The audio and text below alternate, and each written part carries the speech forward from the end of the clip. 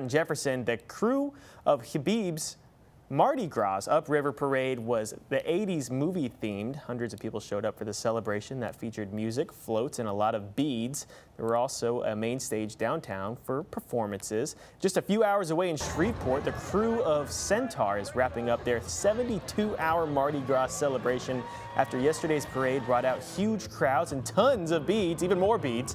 Parade goers packed the 6-mile route, many claiming their spots early in the morning. This year's theme was Centaur is a work of art. Featured dozens of floats showcasing unique creative designs. The 3-hour parade rolling mainly along Clyde Fant Memorial Parkway.